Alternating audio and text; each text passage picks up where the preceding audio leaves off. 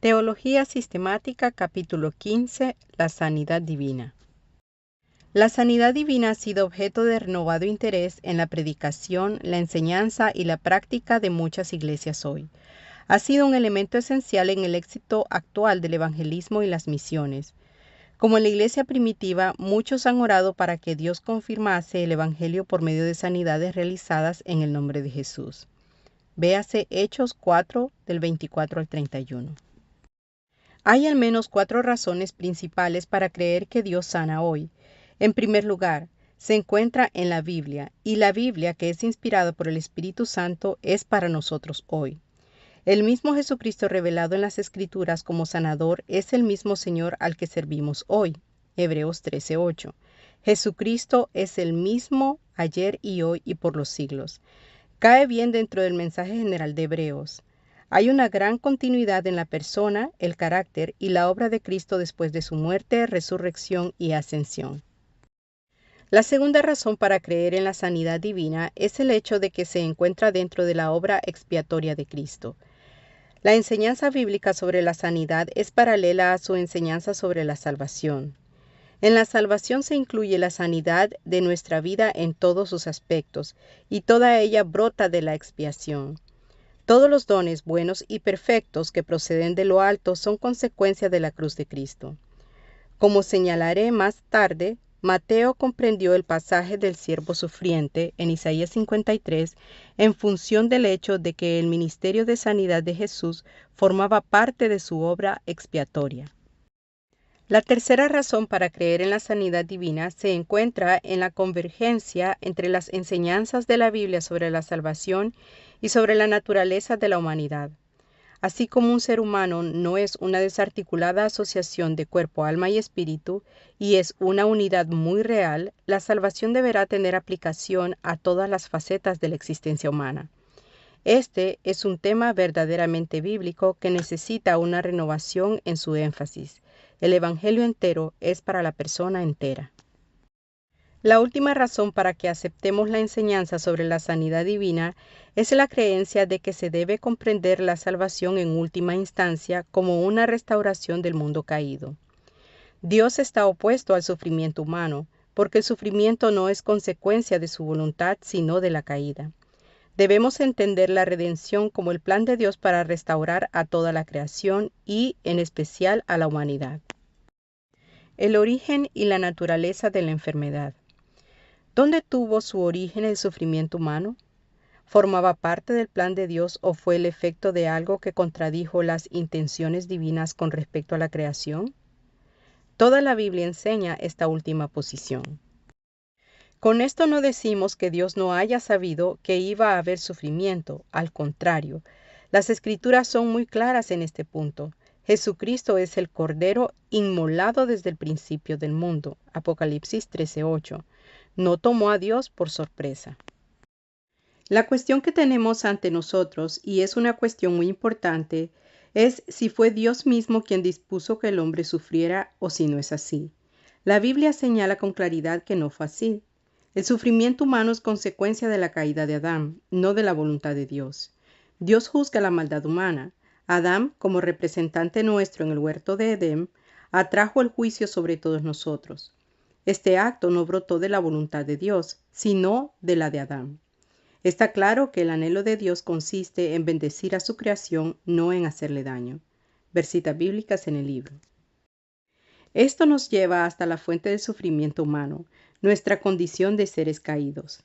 La culpa hay que echársela a Adán y a su progenie y no a Dios.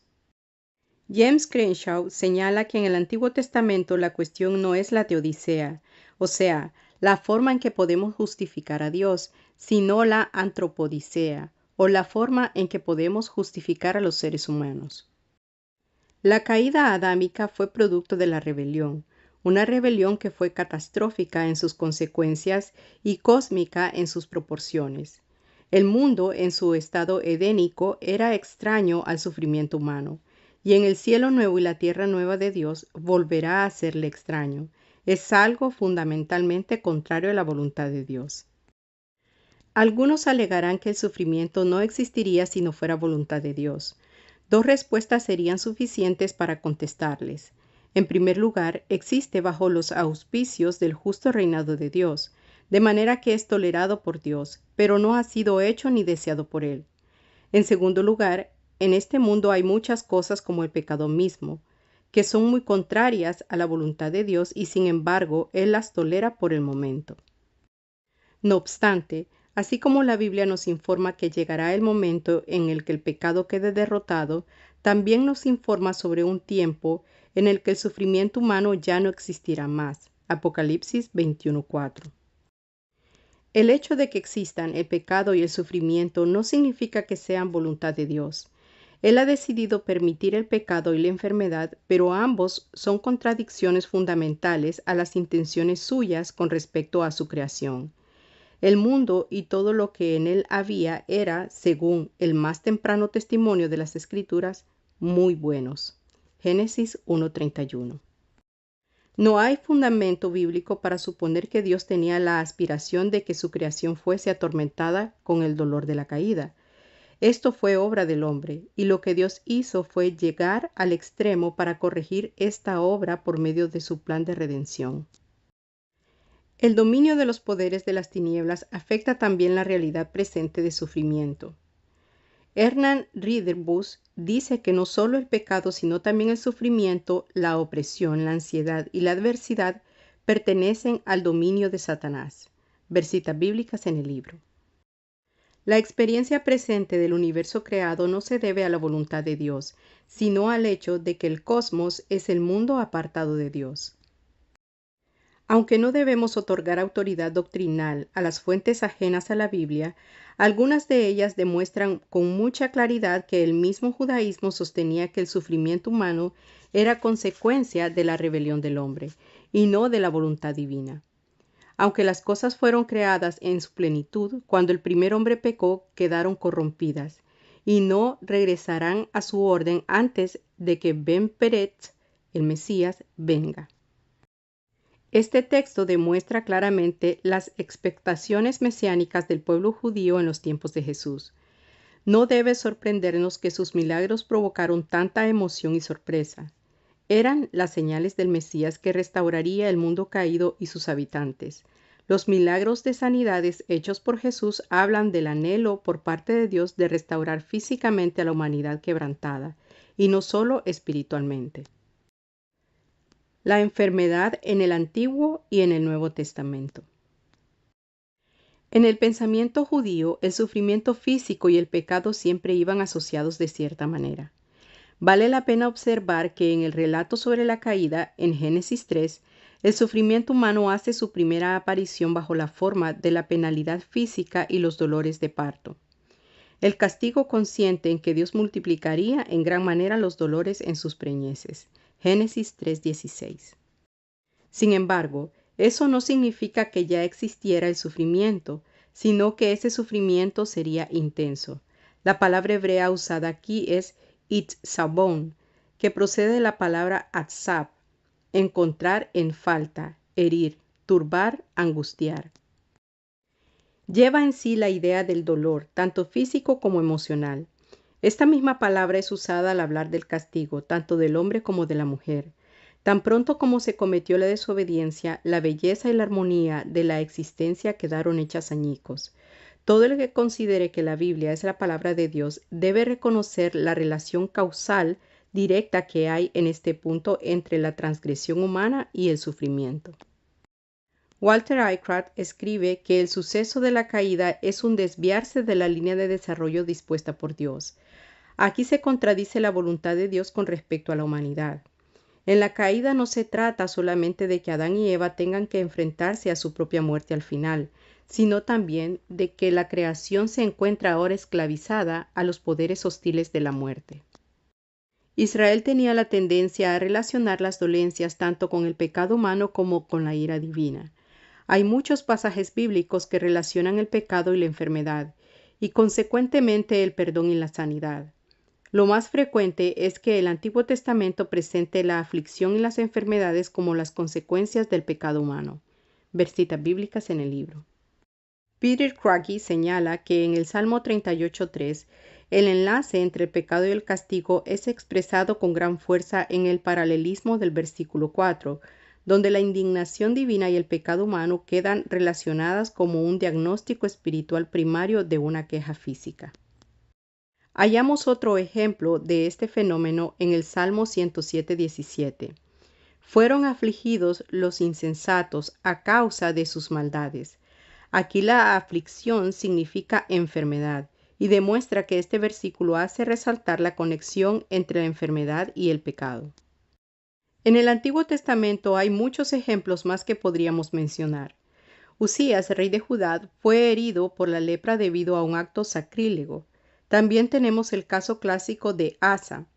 Asa no fue reprendido por acudir a los médicos, sino por no confiar en Yahweh. Versitas bíblicas en el libro. El contexto declara que no buscó a Jehová sino a los médicos. No deberíamos entender esto como una prohibición en contra de los médicos. Más bien, lo que hace es subrayar lo importante que es confiar en el Señor y demostrar que cuando uno está enfermo debe acudir a Él. Aunque Jesús no aceptara un dogma sobre una retribución mecánica, hay numerosas indicaciones dentro del Nuevo Testamento de que la enfermedad y el pecado estaban conectados algunas veces. Ulrich Müller, en sus estudios sobre la enfermedad y el pecado en las Escrituras, se muestra persuadido de que la enfermedad puede indicar la perturbación de una relación con Dios. William Lane observa que en el capítulo 2 de Marcos, Jesús señala de manera implícita una relación de causa a efecto entre la enfermedad y el pecado, cuando le dice al hombre que sus pecados le son perdonados y le ordena que se levante y camine. Según Lane, estas palabras no son inteligibles a menos que se vean contra el fondo del Antiguo Testamento, en el cual el pecado y la enfermedad, el perdón y la sanidad son con frecuencia conceptos relacionados entre sí. En Juan 5:14 Jesús le indica a alguien que ha sanado que deje de pecar so pena de que le suceda algo peor. Se ve con claridad diáfana que el mandato de dejar de pecar presupone que la enfermedad de aquel hombre había sido causada por el propio pecado. De no haber sido así, el mandato de Jesús no habría tenido sentido. Ciertamente en algunos casos hay relación entre la enfermedad y el pecado. Esta era la opinión de la Iglesia y también del judaísmo. No obstante, la naturaleza exacta de esta relación entre la enfermedad y el pecado no es fácil de determinar en los casos individuales.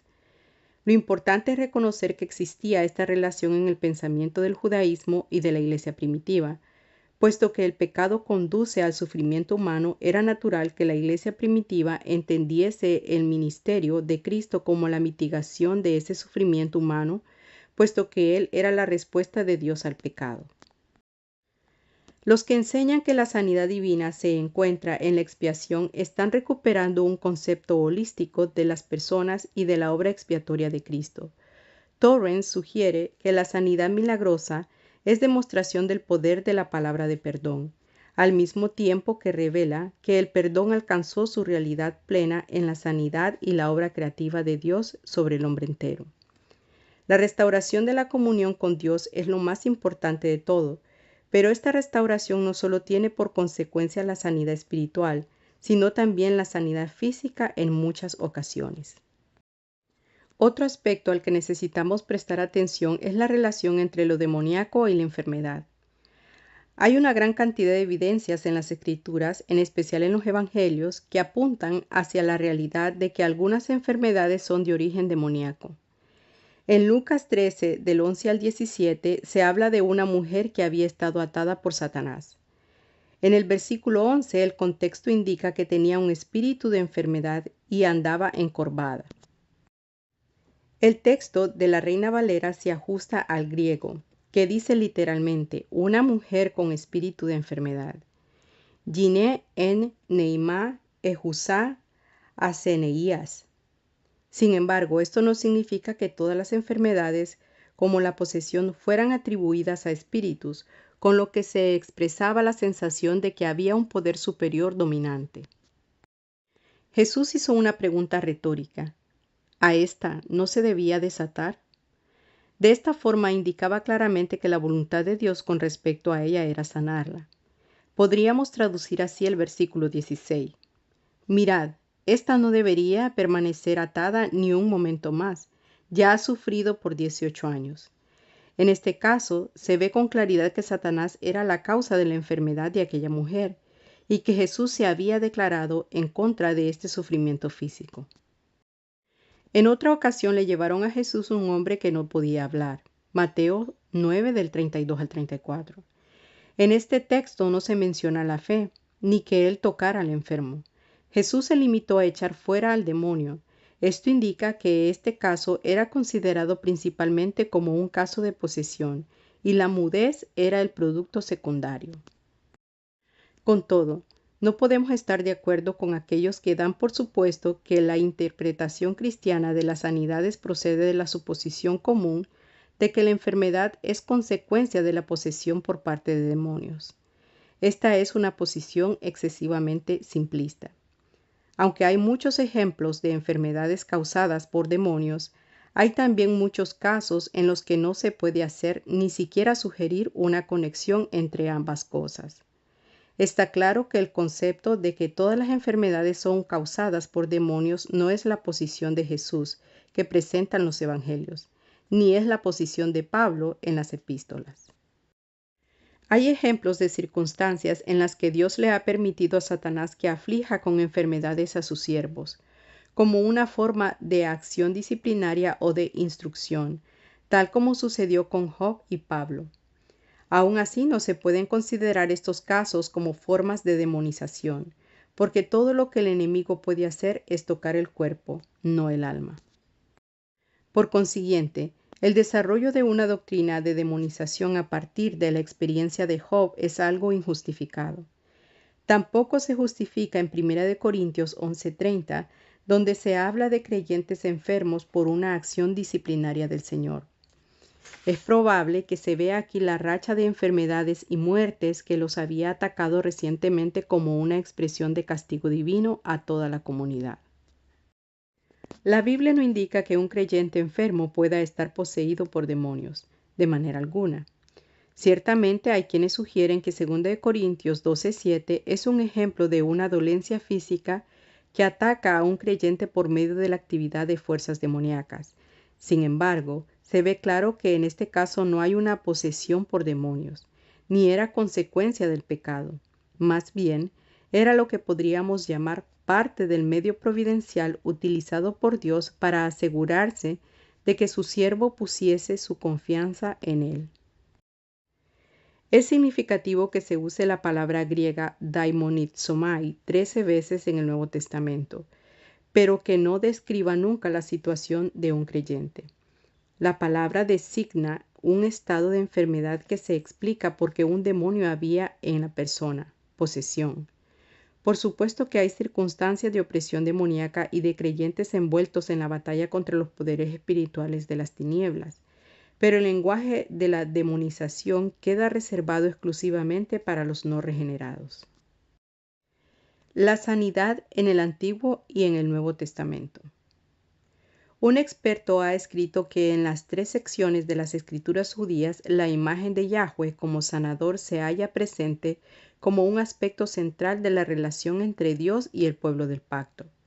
El Antiguo Testamento presenta una comprensión de la enfermedad y la sanidad como manifestación de lo que podríamos llamar el control de la historia y el destino humanos por parte de Dios.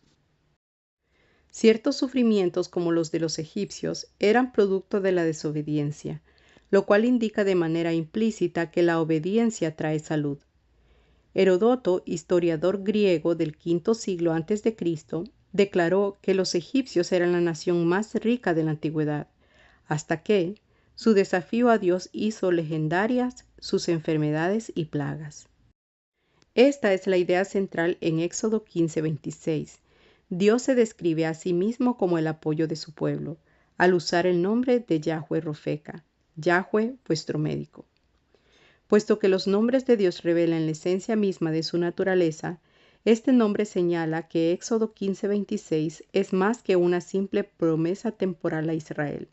Nos hace saber que Él quiere ser nuestro médico también. En el Antiguo Testamento se utiliza el verbo sanar, del hebreo rafá, inicial y primordialmente para hablar de la curación física. Solo posteriormente, en los profetas, se comienza a utilizar en un sentido espiritual. Aún así, la extensión del segundo sentido se apoya en el primero, el que Dios es el sanador del cuerpo. El Antiguo Testamento revela que el mundo está abierto a la intervención sobrenatural de Dios. Por tanto, ya que Dios era el médico de su pueblo, se podía esperar la salud como consecuencia de la obediencia total a los mandatos divinos. La primera sanidad que se menciona en el Antiguo Testamento se derivó de la intercesión de Abraham por la infertilidad de las familias de Abimelech, en Génesis 20:17. Por supuesto, el libro de Job es muy importante para nuestra comprensión de la sanidad divina, porque indica claramente que no siempre la enfermedad es consecuencia del pecado.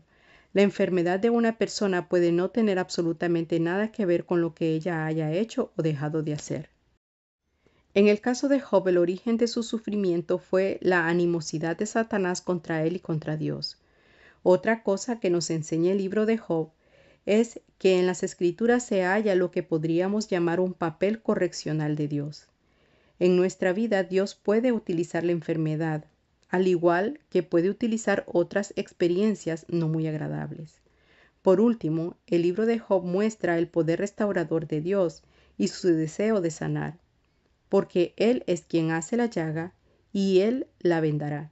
Él hiere y sus manos curan. Job 5:18. A lo largo de los Salmos hallamos numerosas asociaciones entre el pecado y la enfermedad, por una parte, y el perdón y la sanidad, por otra. Tanto Elías como Eliseo vieron a personas levantadas de entre los muertos en su ministerio. Eliseo fue usado en la curación de Naamán. También fue la curación el resultado de una mayor profundidad espiritual por parte de Ezequías. Ver citas bíblicas en el libro. El último libro del Antiguo Testamento termina con una profecía mesiánica que presenta la esperanza de aquel que revelaría la justicia de Dios por medio de una victoria sobre todos los soberbios y todos los que hacen maldad, y cuya presencia divina sería conocida como el sol de justicia que traería salvación en sus alas o rayos. Malaquías 4 del 1 al 2. No cabe duda de que este texto se refiere a la sanidad que será consecuencia del sufrimiento vicario del siervo del Señor. El Antiguo Testamento señalaba la llegada de un tiempo en el cual los males de la debilidad física, la enfermedad y la muerte serán absorbidos por la vida en el reino de Dios. Esto se revelaría en el Nuevo Testamento. La presencia de este reino mesiánico sería vista en los milagros de sanidades realizados por Jesús. El Nuevo Testamento presupone la revelación del Antiguo, que sostiene la realidad de la sanidad divina. Pasando esto por alto, algunos eruditos han insistido excesivamente en el contexto sociológico y la influencia del mundo grecorromano en el desarrollo del Nuevo Testamento.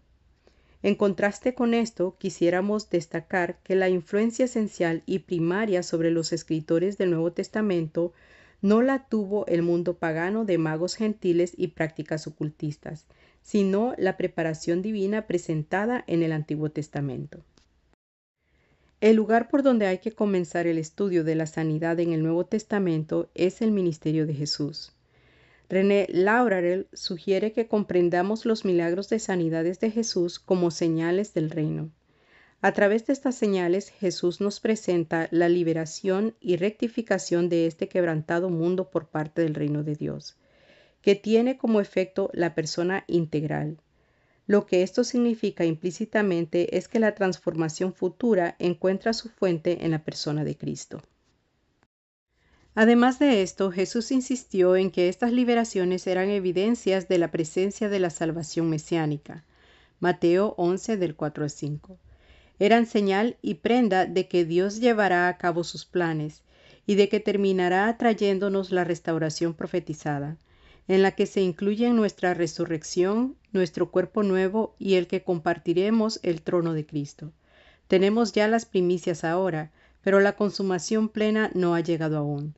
Por tanto, la sanidad divina no solo es parte del Evangelio, sino que es también un importante testimonio a favor de la veracidad. Se pueden clasificar los milagros de sanidad de Jesús en sanidades físicas, exorcismos y resurrecciones, o levantamientos para no igualarnos a la resurrección de Jesús. Es posible que esta comprensión de la sanidad se halle detrás del uso de los plurales por Pablo al describir los dones de sanidades, en 1 Corintios 12:9.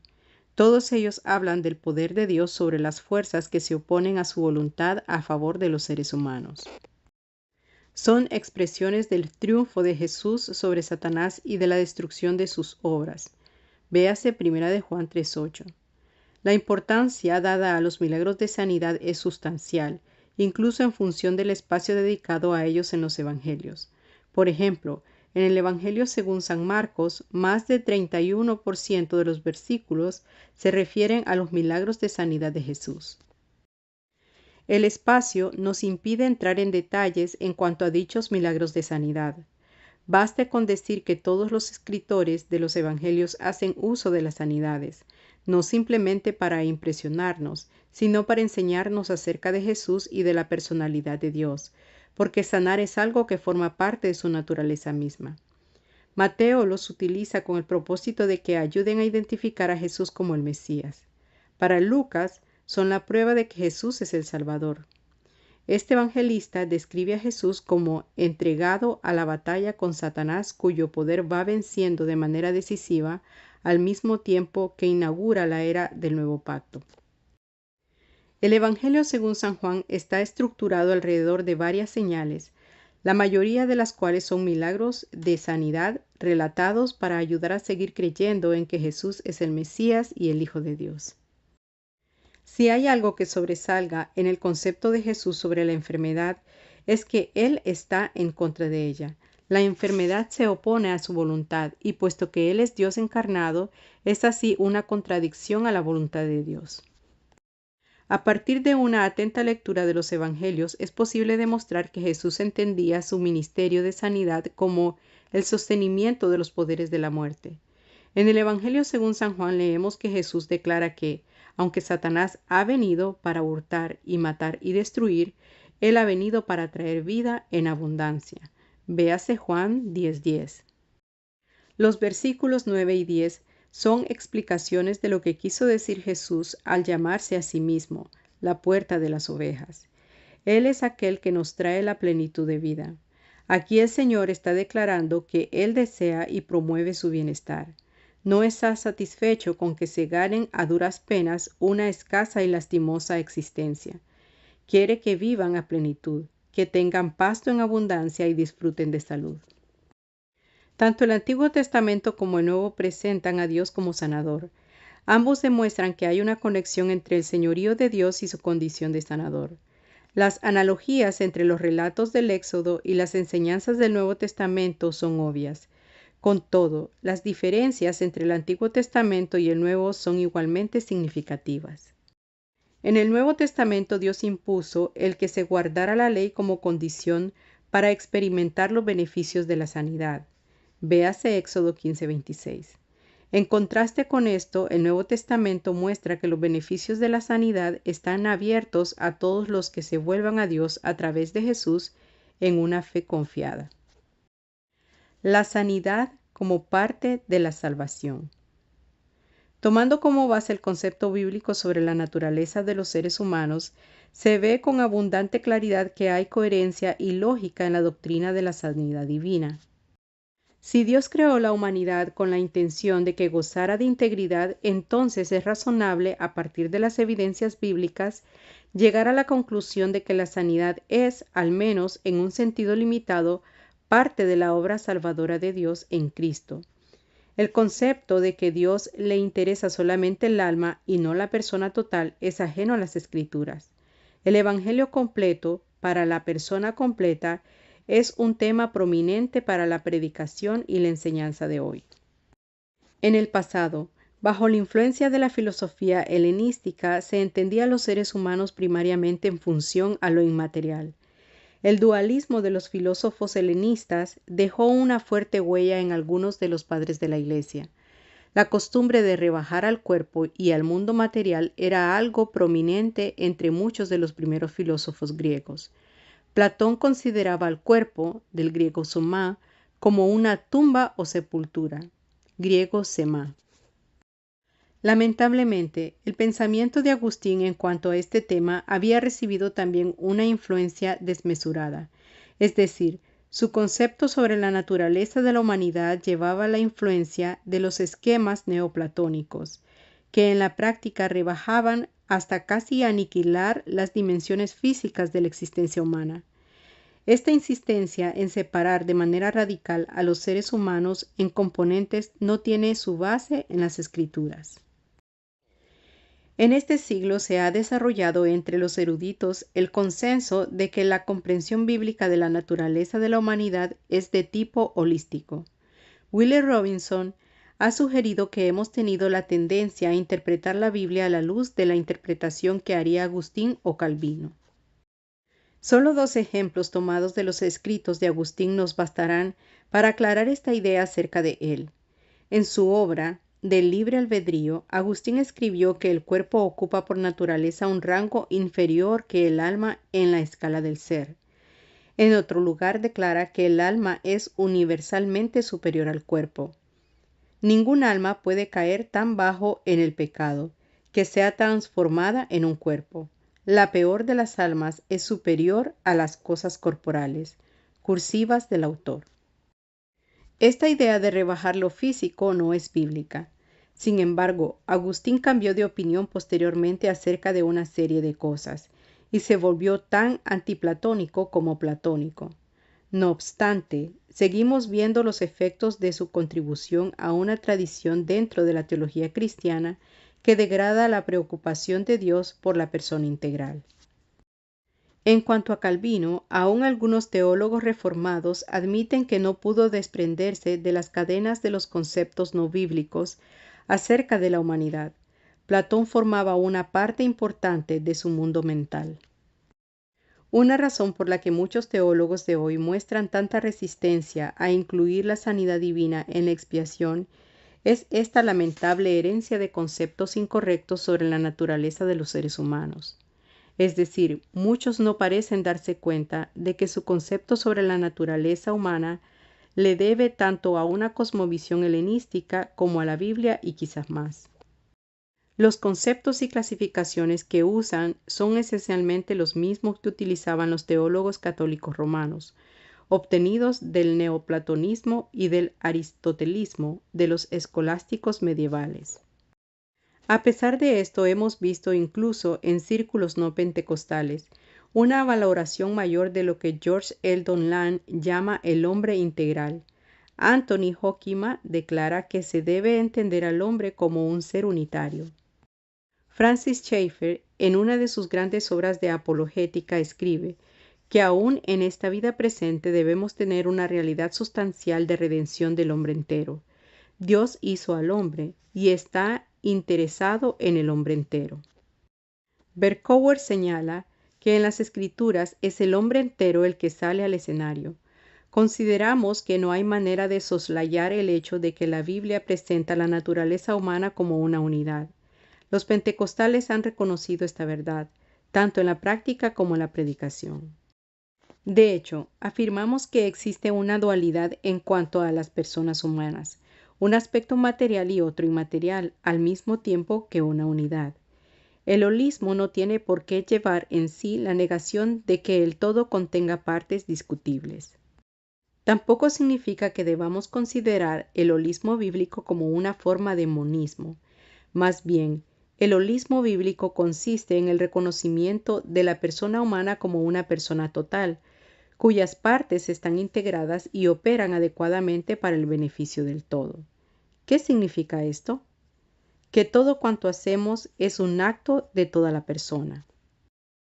La que peca no es el alma sino la persona. Es la persona toda, cuerpo y alma, la que es redimida por Cristo. La imagen del ser humano que nos ponen delante las Escrituras es la de un ser unitario, del que se habla espiritualmente raras veces sin contar con su existencia corporal. ¿Por qué es tan importante señalar que la antropología dualista es una adición extraña al Evangelio? Porque el dualismo, con su comprensión de la existencia humana, ha sido el presupuesto de aquellos que quisieran alejar del cuerpo las consecuencias salvíficas de la expiación de Cristo. La reducción o disminución de dicha expiación a la esfera espiritual solamente no es resultado de las enseñanzas de las Escrituras, sino de la influencia de una filosofía pagana. La denigración de lo físico y del ámbito material está ausente en las Escrituras, tanto en el Antiguo Testamento como en el Nuevo. Dios creó personas enteras y su voluntad, tal como la revelan las Escrituras, consiste en restaurar personas enteras. Tal como dice con razón Stuart Fowler, esta visión de la naturaleza de los seres humanos es una corruptora intrusión de la filosofía pagana en el pensamiento cristiano y un serio obstáculo al disfrute de las riquezas del Evangelio. Textos como Primera de Tesalonicenses 5:23 y el mismo Dios de paz os santifique por completo y todo vuestro ser espiritual mi cuerpo sea guardado irreprensible, hablan del interés de Dios por la persona entera. Charles Wanamaker sugiere que Pablo les está comunicando lo que él desea y Dios también para ellos como seres humanos completos. Robert Thomas dice que aquí Pablo se refiere a la totalidad de las personas humanas cuando usa este lenguaje tripartito. No se debería pensar en la sanidad como algo extraño a la salvación y totalmente ajeno a ella. Las Escrituras desconocen un concepto de salvación que incluya todos los aspectos de una naturaleza física. Un concepto así es una excrescencia filosófica occidental, no una definición bíblica de la salvación. Decir que Isaías 53:5 y 1 de Pedro 2:24 hablan exclusivamente de la sanidad espiritual de la salvación del alma y no de la sanidad física equivale a establecer entre la dimensión espiritual y la física de la existencia humana una dicotomía extraña que no utilizan las Escrituras. La palabra que traducimos salvación, del griego soteria, se refiere tanto a la salvación como a la sanidad. Con frecuencia la única clave sobre su significado es el concepto particular en el que se encuentra. El correlativo de la doctrina de la reconciliación es restauración y sanidad. Así una persona que haya recibido la salvación y haya sido internamente santificada y restaurada espiritual y emocionalmente por el Espíritu Santo, no tiene menos necesidad o derecho de estar físicamente sana. A partir de los evangelios se ve claramente que muchas veces Jesús señalaba, al menos de manera general, que hay una correlación entre el pecado y la enfermedad por una parte y el perdón y la sanidad por otra. Ejemplo de esto lo tenemos en Marcos 2:5, donde Jesús le dice al paralítico: Hijo, tus pecados te son perdonados. ¿No parece extraño a la luz de todo esto ver por qué debemos afirmar que la sanidad forma parte del plan salvador de Dios? Ray Anderson escribe: Él es la fuente de la salud, porque Él mismo ha sido hecho salud para nosotros, así como fue hecho pecado por nosotros. Sin embargo, nadie debe entender esto equivocadamente como que se enseña que siempre hay una correlación necesaria entre la enfermedad y el pecado a nivel individual. Jesús rechazó esta terca suposición que al parecer era corriente entre los rabinos de sus tiempos. Véase Juan 9 del 1 al 3. Lo que la Biblia sí afirma es el hecho de que cuando el pecado entró en escena, la humanidad comenzó a sufrir, de manera que, en última instancia, el sufrimiento y la enfermedad de los humanos son consecuencia del pecado. De esta forma, la expiación provista por Cristo es mucho más que una reconciliación de los aspectos religiosos del yo. Sobre la base de la obra de Cristo como Salvador, hay redención para la persona toda. MacDonald escribe: En el Antiguo Testamento, ser salvo tenía el sentido general primario de ser librado o apartado de un peligro o enfermedad. La consecuencia es la experiencia de seguridad o sanidad. Es cierto que los últimos profetas del Antiguo Testamento se centran más en los aspectos espirituales y morales de la salvación, pero aún entonces tienen la promesa de restauración de los beneficios físicos y materiales de la salvación. Ver citas bíblicas en el libro. Establecer una dicotomía inflexible entre lo espiritual y lo físico a partir de las Escrituras es hacerle una injusticia a la cosmovisión representada en ellas. Ladd habla de la salvación tal como se la define en el Nuevo Testamento, diciendo que consiste en la restauración de la comunión entre Dios y el hombre y la redención del cuerpo. La realización plena de esta salvación tendrá lugar en conexión con la resurrección y el arrebatamiento de los creyentes cuando vuelva Jesús. Pero aún ahora la realidad del reino de Dios ha hecho su aparición, trayéndonos ya en el presente esta salvación prometida. Ireneo, uno de los primeros padres de la Iglesia, creía que la salvación rescataba al cuerpo, no del cuerpo. En este siglo, el movimiento pentecostal ha sostenido con constancia este concepto bíblico de la salvación. Uno de los argumentos a favor de que la sanidad se encuentra en la expiación es la promesa de que nuestro cuerpo será resucitado. La tumba vacía indica que un Cristo entero murió por nosotros, y es un Cristo entero el que vive para siempre, que Él vino para redimirnos como seres humanos enteros, y no solo una parte de nosotros. La creencia de que la sanidad está incluida en la expiación se apoya en un terreno exegético sólido. Probablemente Isaías 53 del 4 al 5 y Mateo 8:17 sean dos de los textos más importantes para entender la relación entre la obra expiatoria de Jesús y la sanidad. En la iglesia primitiva, el texto "Por su llaga fuimos nosotros curados" en Isaías 53:5 era la base de lo que se ha llamado una tradición de sanidad. No obstante, se trata de algo más que una tradición. El modelo hermenéutico con el que debemos tratar da por supuesto que una interpretación neotestamentaria de un pasaje del Antiguo Testamento tiene autoridad. Esto significa que la intencionalidad de un texto del Antiguo Testamento queda definida teológicamente, no solo por su contexto histórico, sino también por su uso en el Nuevo Testamento. En las Escrituras existe lo que se identifica frecuentemente como una interpretación sensus plenior, en un sentido más amplio.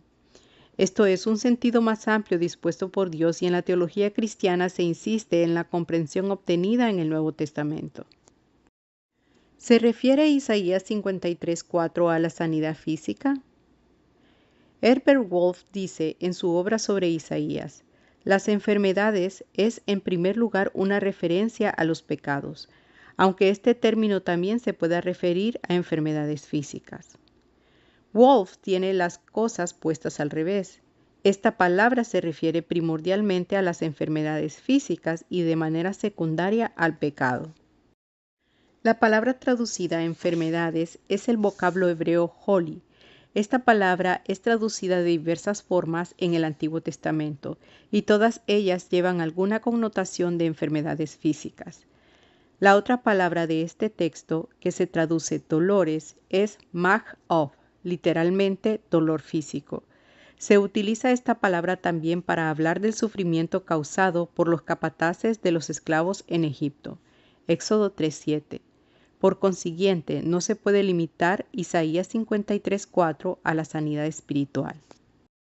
Las palabras usadas en el versículo 4 de Isaías 53, así como paz y curados en el versículo 5, hablan de la devastación física y psicológica del pecado que Jesús llevó sobre sí en nuestro lugar. Antes de la caída en el huerto había una situación de paz, del hebreo shalom. Es una experiencia de salud y bienestar desprovista de sufrimiento, además de tener paz con Dios. Vemos el deseo que tiene Dios de restaurar esta experiencia de shalom en el pasaje del siervo sufriente, en Isaías 53:50. La obra de Cristo en la cruz es primera y fundamentalmente la restauración del shalom, pero la intención de Dios no es detenerse aquí. Más bien lo que desea es inundar toda la existencia de los seres humanos con ese shalom. El saludo típico de las epístolas paulinas no se limita a reflejar un formato epistolar griego, sino que es un genuino saludo cristiano y una oración por los creyentes, para que experimenten la gracia y el shalom que se encuentran en Cristo. Barrett dice que es impensable que él, Pablo, no enriqueciese la palabra con su contenido específicamente cristiano. Este shalom por el que sufrió Cristo no se debe entender como lo entienden muchos creyentes, sola y exclusivamente la paz psicológica o emocional. El shalom por el que Cristo sufrió, murió y resucitó es un shalom para toda la persona, cuerpo, alma y espíritu.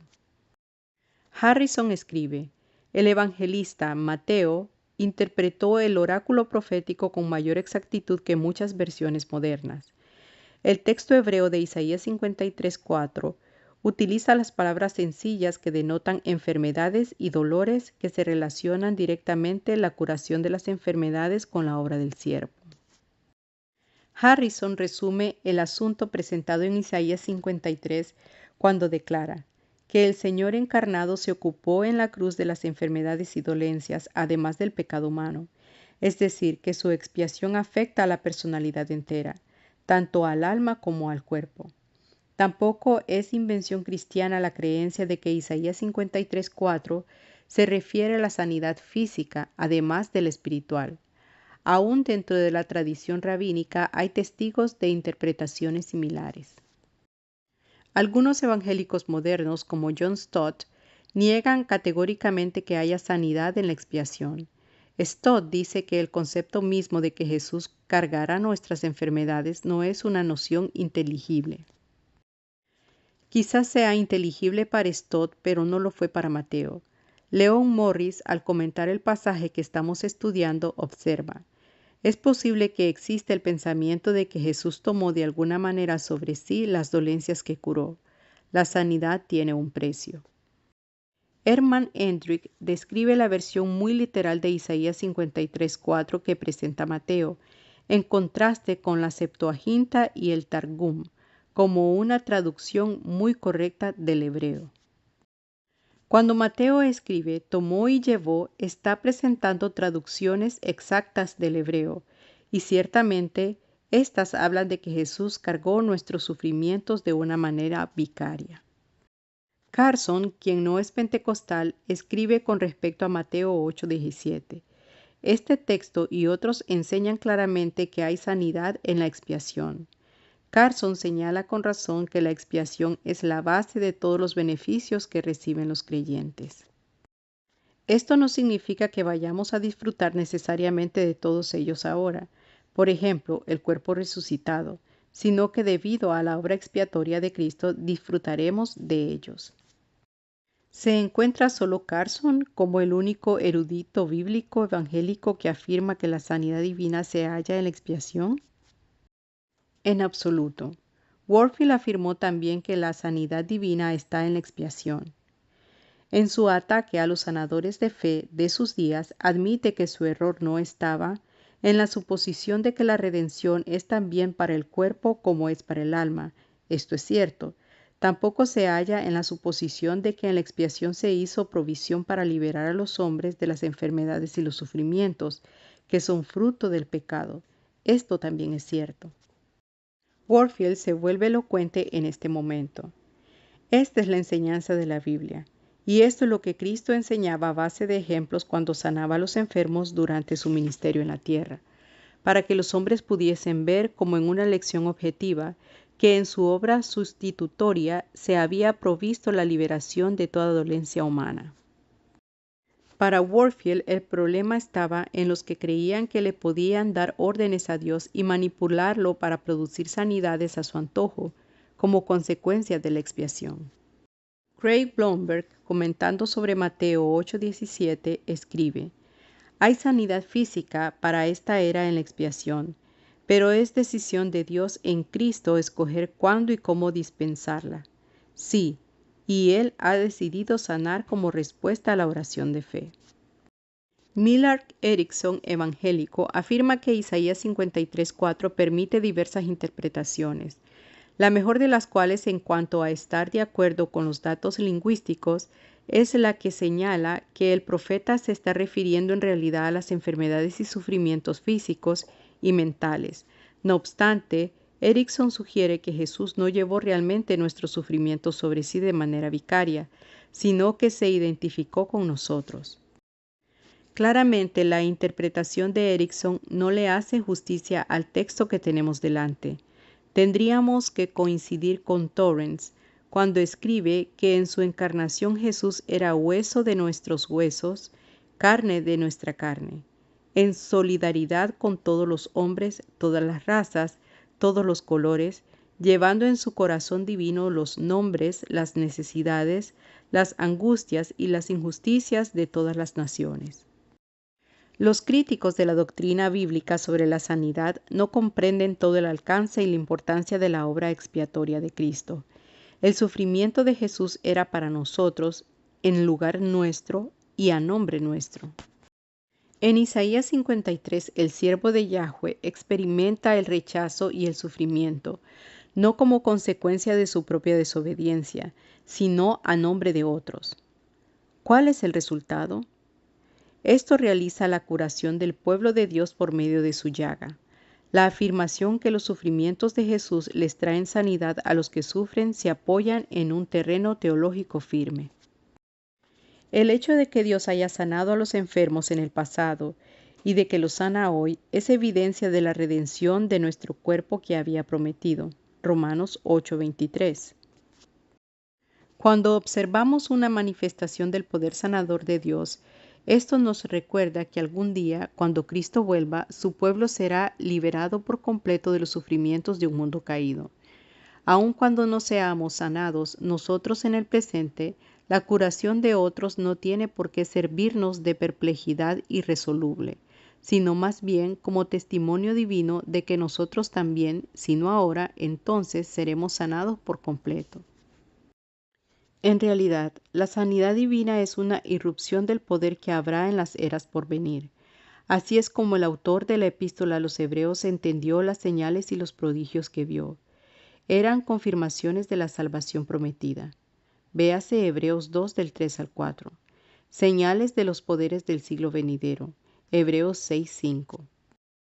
El pasaje inmediatamente anterior al versículo citado se refiere al don celestial, que muy probablemente es una imagen general para hablar de la bondadosa concesión de la salvación, con todo lo que ésta conlleva. La razón de que sea llamado celestial es su fuente y meta. Al mismo tiempo, la sanidad divina es temporal en esta época. Esto es lo que podríamos llamar la limitación de las liberaciones físicas, lo cual nos alerta acerca del juicio venidero de Dios sobre los reinos de este mundo, y también sobre el establecimiento de su gobierno de justicia sobre él. O sea, que la sanidad es una expresión muy palpable del amor perdurable de Dios por su creación. Las sanidades que realizó Cristo en el poder del Espíritu eran señales de que se había acercado el reino de Dios. Véase Mateo 10 del 7 al 8. Tanto Cristo como los escritores de los Evangelios entendieron la curación de los enfermos como una expresión de la victoria futura de Dios, que será consumada cuando Jesús vuelva a la tierra. Era el ya del reino de Dios, que verificaba el aún prometido. Robert Mounce escribe: el reino de Dios esperado por tanto tiempo está a punto de irrumpir en la historia humana. Esa es la razón por la que son sanados los enfermos. Cada vez que es sanada una persona enferma mediante la oración y de la fe en Cristo, se proclama un testimonio con respecto a su regreso prometido. Es un testimonio a favor de la fidelidad de Dios. Así, las sanidades que experimentamos hoy solo son un anticipo de la redención futura de nuestro cuerpo. Retos a la doctrina de la sanidad divina. Retos desde el mundo secular. Sin duda, el primer reto que le presenta la persona secularista al creyente es una negación rotunda de lo sobrenatural. Una serie de filósofos, tanto cristianos como no cristianos, han demostrado recientemente que la predisposición moderna contra lo sobrenatural no es necesariamente consecuencia de una argumentación racional superior. Entre otros, Thomas Kuhn y Paul Feyerabend, filósofos seculares de la ciencia, han indicado que muchas de las creencias de nuestra época, científicas o de otro tipo, son afirmaciones dogmáticas, no son ciencia sino cienticismo. Hay tantas razones para creer en lo sobrenatural como para descartarlo. En cuanto al cristiano, no hay razón para no creer en los milagros del Nuevo Testamento, puesto que la misma experiencia de la regeneración ocupa el rango de milagro en el pensamiento neotestamentario. Versitas bíblicas en el libro. Brown relata de nuevo el cuento de Lewis sobre un voluntarioso agnóstico que se encontró en el lago de fuego al llegar al fin del mundo. Siguió empeñado en considerar sus experiencias en aquel lugar como una ilusión, buscando explicaciones en el psicoanálisis y en la patología cerebral. Brown señala que Lewis nos quería decir que muchas personas no están dispuestas a cambiar su manera de ver al mundo, a pesar de todo cuanto le indiquen las evidencias. Véase Lucas 16 del 19 al 31. El segundo reto presentado por los secularistas se halla con frecuencia en las comparaciones reduccionistas hechas entre los milagros del Nuevo Testamento y la magia pagana del primer siglo. Según Colin Brown, Celso, el gran antagonista de Orígenes, definió a Jesús como un mago que había aprendido los trucos mientras ejercía su oficio en Egipto. En tiempos recientes, una serie de eruditos han sugerido ideas similares. Morton Smith es un distinguido erudito que sostiene este punto de vista. Smith considera que el relato de Mateo sobre la huida a Egipto como un delicado encubrimiento diseñado para responder a las acusaciones acerca de la capacidad de Jesús para hacer milagros. Hay un buen número de eruditos que han demostrado que esto constituye una representación totalmente falsa de Jesús. Howard Clark Key ha publicado una serie de obras importantes sobre el tema de los milagros y las sanidades en el primer siglo. Señala que las sanidades que hallamos en el Nuevo Testamento presentan un marcado contraste con la magia. Los relatos bíblicos de las sanidades producidas por Jesús y por la iglesia primitiva no tienen restos de las elaboradas invocaciones de numerosos nombres de dioses. Harvey de Oxford escribe: en general, se puede decir que los relatos de milagros que hay en los evangelios no tienen parecido alguno con ninguna otra cosa en la literatura antigua, porque evitan las tendencias que hallamos en cualquier otro relato comparable. La razón de estas comparaciones no es otra que las suposiciones previas y los prejuicios, como señala Blomberg. Una vez quitados los prejuicios contra lo sobrenatural, los milagros de sanidad de los evangelios satisfacen realmente los diversos criterios históricos de autenticidad. Retos procedentes de cristianos. Pasemos ahora a considerar los retos desde dentro del cristianismo, comenzando con el del protestantismo liberal. Muchos de estos liberales descartan la sanidad divina, apoyados en una posición filosófica que han abrazado. Teólogos como Rudolf Bultmann niegan todos los milagros porque tienen una cosmovisión defectuosa. John Macquarrie habla de lo que él llama graves peligros, inherentes al teologizar filosófico, que es el método principal del protestantismo liberal de hoy. Menciona 3 peligros. Primeramente, existe lo que él llama la preocupación por la filosofía secular, que lleva a una distorsión de las enseñanzas cristianas, a través de un énfasis excesivo puesto sobre las zonas concretas de convergencia entre la filosofía y la doctrina cristiana. En segundo lugar, señala que es muy común que unas ideas ajenas al cristianismo se deslicen dentro de él, o se enmascaren como cristianismo tradicional. En tercer lugar, el peor peligro de todos es la acomodación completa a la filosofía que prevalezca sea cual fuere. Todos estos peligros se hallan presentes dentro del protestantismo liberal. La utilización de la categoría de mito tomada de la crítica de las formas y ahora de la categoría más popular de relato también tiene a oscurecer y confundir, si no es que niega abiertamente la realidad de lo sobrenatural. Hay quienes como Ernst y Mary Louise, Keller y Rudolf Bultmann sugieren que desmitologicemos lo sobrenatural o reconozcamos de una vez por todas que todos estos relatos de milagros son innecesarios. Los Keller invocan equivocadamente a Pablo como testigo de su posición. Según ellos, Pablo no tenía interés en los milagros físicos, Estos no encajan dentro de la descripción que nos hace del Jesús terrenal y carecen de significado para la cristología que predica. Es difícil imaginarse una posición que se halle más lejos de la verdad que la de los Keller. La experiencia de conversión de Pablo está firmemente enraizada en lo sobrenatural. El milagro de la resurrección forma el fundamento de la cristología paulina. El Jesús de Pablo era claramente una figura histórica que hizo milagros, sufrió, murió y resucitó milagrosamente en la historia real, y que ahora se sienta exaltado junto al Padre. Versitas bíblicas en el libro. Como lo dice Wolfhard Pannenberg, el relato de Jesucristo tiene que ser histórico para que la fe cristiana continúe. McCarry afirma que esta reticencia a enfrentarse a lo milagroso del Nuevo Testamento es un arrastre del modernismo liberal. Señala que muchos eruditos como Bultmann, sin una consideración seria de las evidencias, han decidido por adelantado que en esta era científica no podemos creer en los milagros. McCarry califica explícitamente esto como un razonamiento falaz, y nosotros debemos hacer lo mismo. Aquellos que quieran retener el nombre de cristianos y sin embargo niegan la realidad de lo sobrenatural, solo son cristianos de nombre. Otro ejemplo de razonamiento erróneo en los círculos protestantes liberales es la negación de lo demoníaco.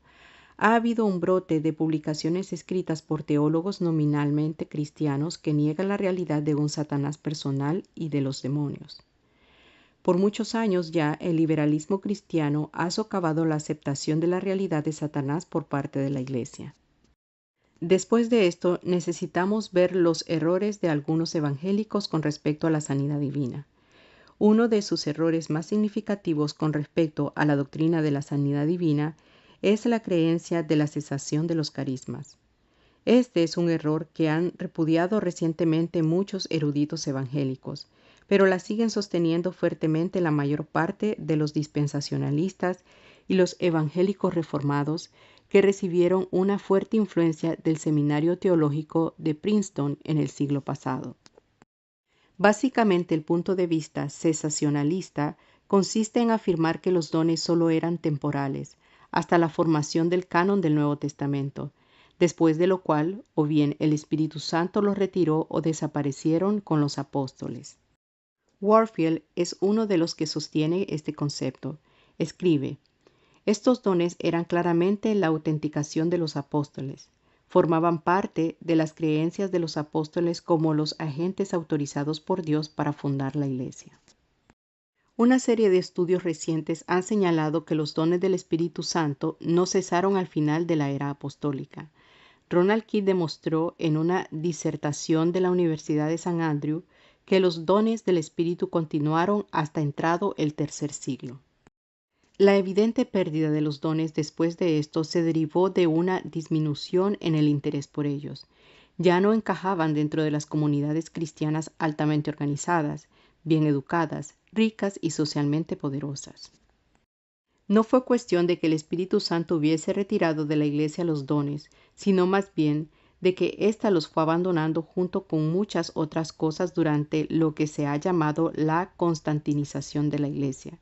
Constantino, como el iniciador de la era de la prosperidad para la Iglesia, se ha convertido en el símbolo de la época de la gran marcha atrás. Además del autor desconocido de los Hechos apócrifos, entre los padres de la Iglesia que mencionan los dones del Espíritu en sus tiempos se encuentra Justino Mártir, Ireneo, Teodoro, Hipólito, Novaciano e incluso Agustín. Justino Mártir defiende los dones de sanidad en la Iglesia de sus tiempos de las críticas de un cierto Trifón. Ireneo da testimonio de la presencia de los dones de sanidades hacia fines del segundo siglo. Agustín merece una atención especial, porque su comprensión de la cesación de los dones se halla detrás de gran parte del pensamiento de Calvino y de Warfield sobre este asunto. Se ha hablado mucho sobre los comentarios de Agustín en el sentido de que la era de los milagros había pasado. Sullivan señala que después de haber escrito estas observaciones, Agustín se retractó de ellas. ¿Qué le hizo cambiar de opinión? Lo mismo que lo había convencido hasta cierto punto sobre su punto de vista anterior, la experiencia pastoral. Sullivan escribe que, Después de varios años de experiencia pastoral como obispo de Hipona, Agustín pudo atestiguar que en su propia diócesis, en un periodo de 2 años, hubo cerca de 70 milagros de sanidades bien confirmados.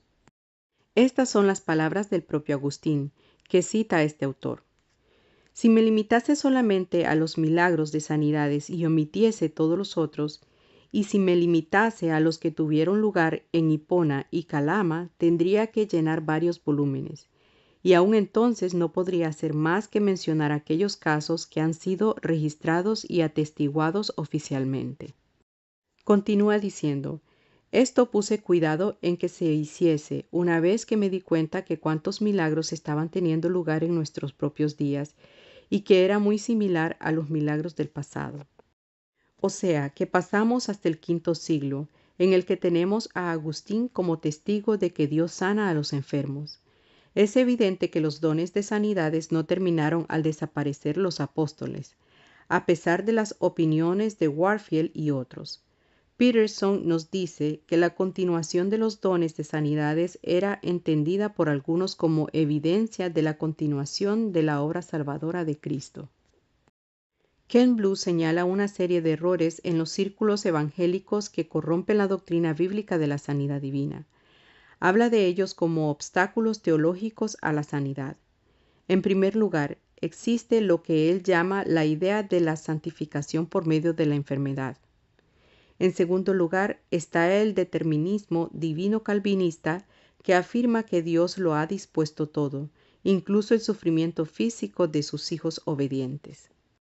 Hay ciertos problemas en estos conceptos. Hacen absurda la oración por los enfermos. Si Dios lo controla todo directamente, entonces no tenemos por qué orar. Dios nos sana si es que quiere que nos sanemos.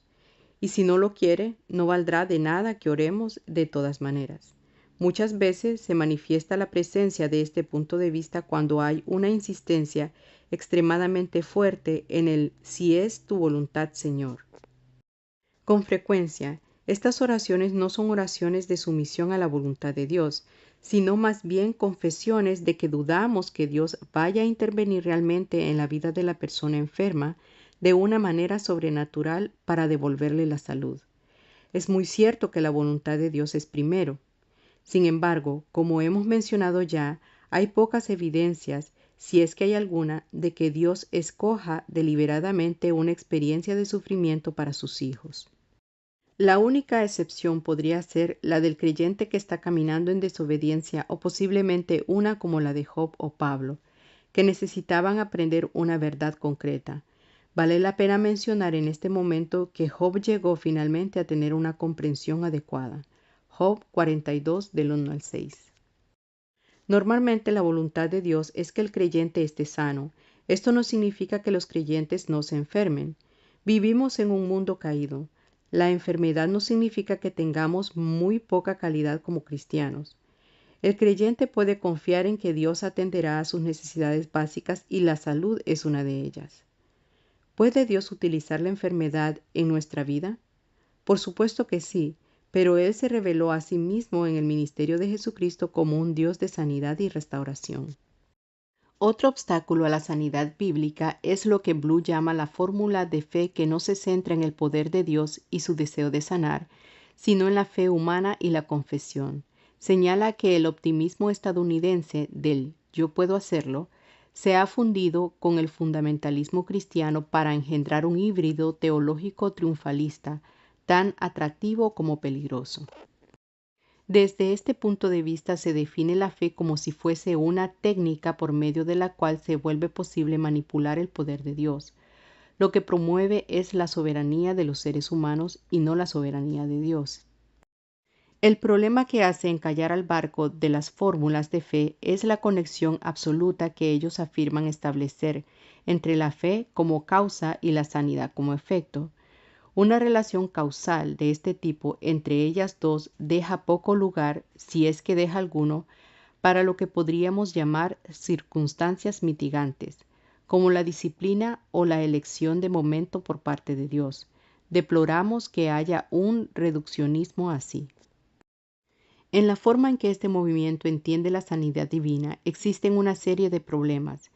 En primer lugar, la naturaleza cúltica de la doctrina de la expiación que ellos sostienen, la llamada teoría del Jesús nacido de nuevo, en la que Jesús le hace la expiación al diablo y obtiene la victoria por medio de sus conocimientos al estilo del gnosticismo.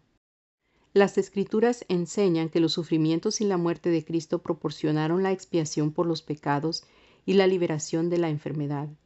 En contraste con esta posición cristiana ortodoxa, el movimiento de fe, tal como lo representan Kenneth Hagin y Kenneth Copeland, enseñan que las enfermedades son sanadas por la expiación espiritual de Cristo en el infierno, no por su muerte física en la cruz. Esto viola claramente las Escrituras. El segundo problema que presenta su concepto de la sanidad es la contribución hecha por el pensamiento nuevo y otras sectas metafísicas a su punto de vista sobre lo natural de los seres humanos. Un tercer problema consiste en que enseñan que un creyente enfermo constituye un reproche. Kenyon escribe que es incorrecto que tengamos enfermedades y dolencias. La diferencia entre esta posición y la posición bíblica es clara. La Biblia no le atribuye cualificaciones morales a la enfermedad ni a la salud. El que estemos físicamente sanos o enfermos puede tener un poco que ver con nuestra fe o espiritualidad. El creyente, según los defensores del movimiento de fe, queda como totalmente responsable de sus enfermedades personales. La voluntad inescrutable de Dios o las simples consecuencias de que vivamos en un mundo caído no tienen papel alguno que representar. Un cuarto problema es la práctica de la confesión positiva misma. Es una negación de realidades obvias bajo el pretexto de ejercitar la fe. Esto tiene más en común con la ciencia cristiana que con la fe bíblica. Este error se relaciona con otro que McConnell identifica como la negación de los síntomas.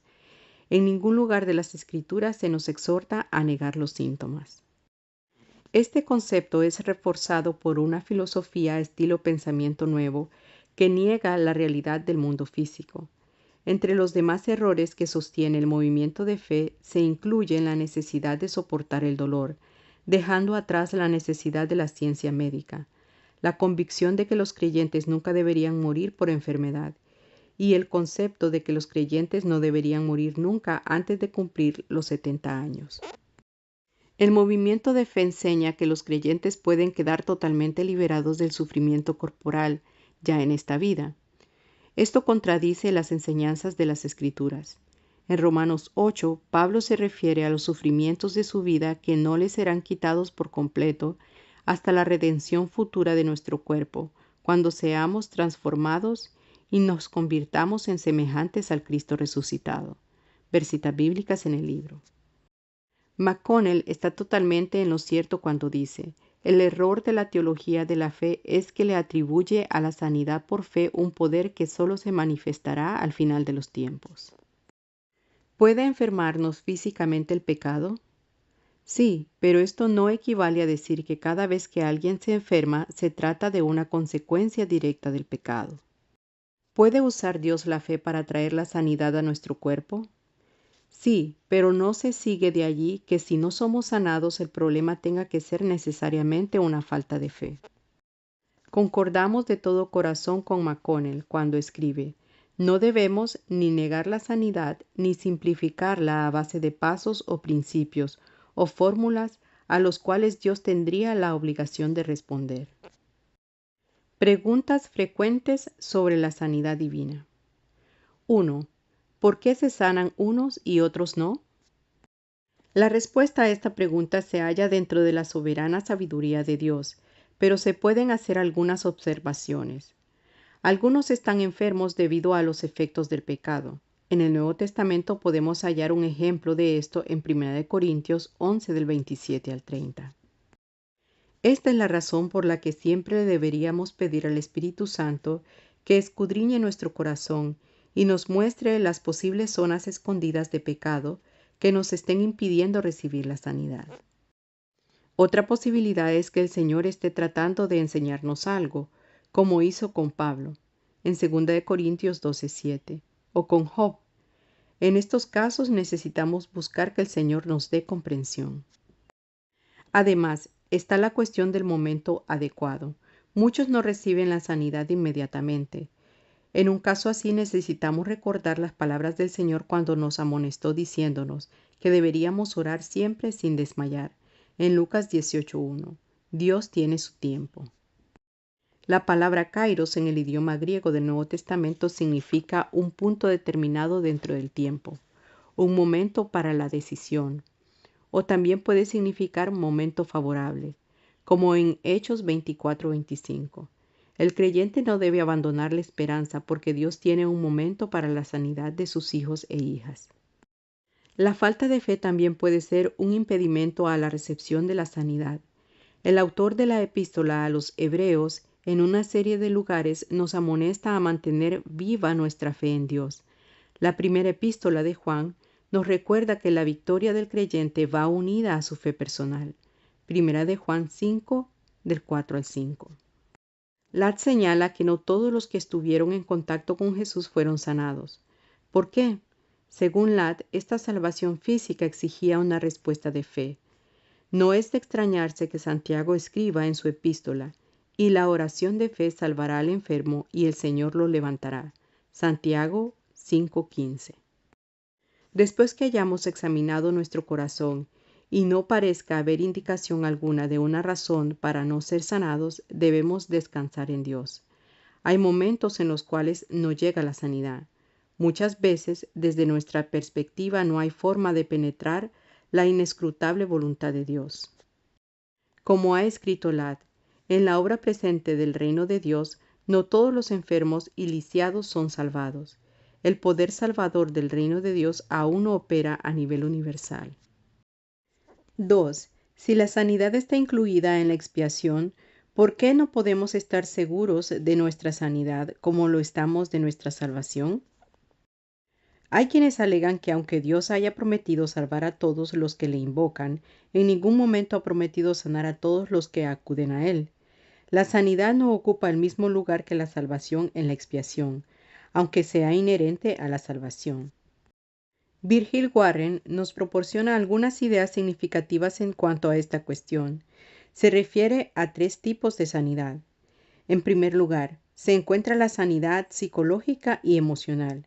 Muchas veces los problemas psicológicos y emocionales son consecuencia del sentido de culpabilidad. Con la destrucción de la culpabilidad por medio de la regeneración, el creyente queda libre para experimentar la gracia sanadora de Dios en sus emociones. Warren menciona en segundo lugar que se debe hablar de sanidad psicosomática, puesto que dice, los desórdenes orgánicos pueden ser consecuencia de causas psicológicas. En tercer lugar, está también el asunto de la sanidad física. Warren cree que ésta aparecerá con menos certidumbre, puesto que requiere que entre en la escena una providencia divina especial. Warren considera la sanidad física divina un resultado no uniforme de la salvación. Lo que significa esta expresión es que no podemos dar por supuesto que de manera imprescindible habrá una manifestación de sanidad divina cada vez que oremos para pedirla. Siempre habrá que considerar los factores de la sabiduría y la voluntad de Dios, entre otras cosas. Por otra parte, a partir de las Escrituras entendemos que cuando estemos enfermos deberían orar por nosotros y como vemos más adelante en el capítulo, es evidente que la voluntad normal de Dios es sanarnos. En lugar de esperar que no sea voluntad suya sanarnos, debemos orar con fe, confiando en que Él cuida de nosotros y en que lo provisto por Él en Cristo para sanarnos es suficiente. Si no nos sana, seguiremos confiando en Él. Muchas veces la victoria se obtiene mediante la fe. Ver citas bíblicas en el libro. 3. ¿Por qué eran sanados todos los creyentes en el Nuevo Testamento, pero no lo son todos los creyentes de hoy? En primer lugar, aunque algunos pasajes de los Evangelios hablan de que Jesús sanaba a todos los enfermos, otros pasajes sugieren que no todos eran sanados. Ejemplo de esto lo hallamos en Juan 5. Este texto nos dice en el versículo 3 que había una multitud de paralíticos, pero Jesús solo sanó, como indica Juan, a un hombre que hacía 38 años que estaba enfermo. Más tarde, Juan se refiere al que había sido sanado, como si en esta escena particular solo uno hubiera recibido la sanidad. En segundo lugar, Sabemos a partir de 2 de Corintios 12 del 7 al 10 y Gálatas 4:13 que Pablo también luchó con algún tipo de enfermedad, posiblemente una dolencia crónica, que no desapareció en bastante tiempo, si es que llegó a hacerlo. Hans-Dieter Betz, al comentar sobre Gálatas 4:13, escribe que la expresión asenia des sarcos señala con toda probabilidad a una enfermedad real que tenía Pablo. Es cierto que asenia se refiere también a la debilidad humana, pero aquí tiene el sentido de enfermedad. No sería de extrañar que una de las respuestas sobre por qué Dios permite que estemos enfermos se encuentre en este texto. Pablo dice que fue a través del griego di de esta enfermedad que llegó a predicarles a los Gálatas. Para Pablo todo se volvía kairos, buena oportunidad, cuando se trataba de proclamar el Evangelio. Así que en este contexto Dios usó una enfermedad para llevar a su siervo a un lugar concreto, a un pueblo concreto y con el propósito concreto de que anunciase el Evangelio. Tenemos también el caso de Epafrodito, quien tenía una enfermedad mortal. Filipenses 2 del 25 al 27. Pablo describe la enfermedad de Epafrodito con términos muy conmovedores. La frase paraplesión sanato significa literalmente un vecino muy cercano a la muerte. Ciertamente se recuperó, pero solo después de haber estado a las puertas de la muerte. Por último, necesitamos mencionar a Timoteo, el joven ayudante de Pablo en el ministerio. Pablo le recomienda en 1 de Timoteo 5:23 que beba un poco de vino porque tiene un problema estomacal. Es evidente que se trataba de un problema crónico de salud con el que Timoteo luchaba. Ciertamente habrían orado con Timoteo, pero en el momento en que le escribió Pablo no había sido sanado. ¿Cuál es el consejo de Pablo? Usa lo que tengas a tu alcance para que te ayude en tu situación. Kelly señala que los efectos beneficiosos del vino, esto es, del jugo de la uva, como remedio contra las molestias dispépticas, como tónico y como medio de contrarrestar los efectos del agua impura, eran ampliamente reconocidos en la antigüedad. Generalmente el vino que se recomendaba era jugo de uva acabado de obtener, sin fermentar, puesto que el vino fermentado irrita las paredes del estómago. Dicho en palabras de hoy, Pablo le estaba diciendo a Timoteo que tomase la medicina que necesitaba. Esto es lo que podríamos llamar un relato histórico que sirve como ilustración y pauta, es decir, que este texto funciona como precedente histórico para justificar el uso de medicinas durante los tiempos de enfermedad, cuando no hayamos experimentado una sanidad divina. No nos da justificación para permitirnos el uso de bebidas alcohólicas. 4. ¿No se debería considerar la sanidad divina más como la excepción que como la regla? La Biblia nos muestra que Dios no nos abandona a nuestras propias fuerzas cuando nos enfrentamos a las pruebas y las luchas de la vida. Necesitamos estar profundamente conscientes tanto del interés de Dios en sus hijos como de su deseo de formar parte de nuestra vida en una manera sobrenatural. Lo que ha significado esto en la práctica es una expectación de que Dios obre en cosas como las enfermedades, al sanar a los que las padecen. Por ejemplo, tomemos Santiago 5 del 14 al 16. Es probable que la sanidad mencionada en Santiago 5 del 14 al 16 no sea el don carismático de sanidad, sino más bien la consecuencia de las oraciones de la comunidad y de los ancianos por el enfermo. Este pasaje es de aplicación general en su llamado a la sanidad de los enfermos. Santiago escribe: ¿Está alguno enfermo entre vosotros? Llame a los ancianos de la iglesia y oren por él, ungiéndole con aceite en el nombre del Señor, y la oración de fe salvará al enfermo, y el Señor lo levantará, y si hubiere cometido pecado, le serán perdonados. Está claro en el texto que es la oración la que produce la sanidad, y no la unción con aceite ni la imposición de manos. Algunos hablan hoy de la sanidad divina como algo excepcional e inesperado. En cambio, la iglesia primitiva no creía que la sanidad divina fuera un acto totalmente inesperado de Dios. Al contrario, oraban por los enfermos, esperando que se recuperarían. El lenguaje de Santiago 5, del 14 al 15, no deja dudas en cuanto a esto.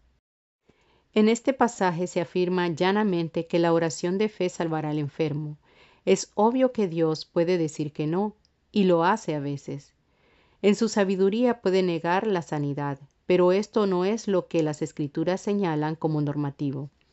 La voluntad normativa de Dios consiste en sanar a los enfermos a partir de la base de la obra de Cristo, por medio de la fe del creyente en Él. ¿Cómo se debe hacer la oración? Santiago dice que tes pisteos, esto es, en fe. La fe le restituirá su integridad, del griego tsozo, salvar y poner bien. Santiago dice a continuación que debemos orar los unos por los otros para que seamos sanados, del griego iasete, subjuntivo pasivo de iaomai. El subjuntivo sugiere que podemos recibir sanidad si oramos y pedimos que otros oren por nosotros. Hay una clara indicación de expectación. El texto es muy positivo con respecto a la sanidad. Si está enfermo, pida que los creyentes y no solo los ancianos oren por usted para que pueda recibir sanidad. Versitas bíblicas en el libro. La expectación de la sanidad está relacionada a la eficiencia de la oración. El resultado prometido, y que debe haber sido el normal, es que el poder de Dios sanará al enfermo. Edmund Hibbert, erudito que se halla sólidamente establecido en las filas evangélicas, aunque no está asociado normalmente con la creencia en la sanidad divina, escribe: la afirmación de Santiago no considera siquiera la posibilidad de fracasar. La sanidad divina va más allá de lo excepcional. Decididamente es algo con lo que Dios querría bendecirnos más de lo que estamos experimentando. Forsyth lo expresa bien al decir: es su voluntad por gracia que la oración lo persuada y obtenga bendiciones de Él. ¿Dónde está el problema? ¿Por qué no lo experimentamos con más frecuencia? Como hemos indicado anteriormente, la respuesta se encuentra en Santiago 5 del 14 al 16. Observaciones finales. La doctrina de la sanidad divina es un producto natural de esta búsqueda del cristianismo bíblico. No es una doctrina secundaria, sino al contrario, parte integral del mensaje de la Biblia entera. James Packer, teólogo anglicano, señala que la cuestión de si Dios sana directamente o no es algo que se ha debatido a lo largo del último siglo entre los protestantes evangélicos.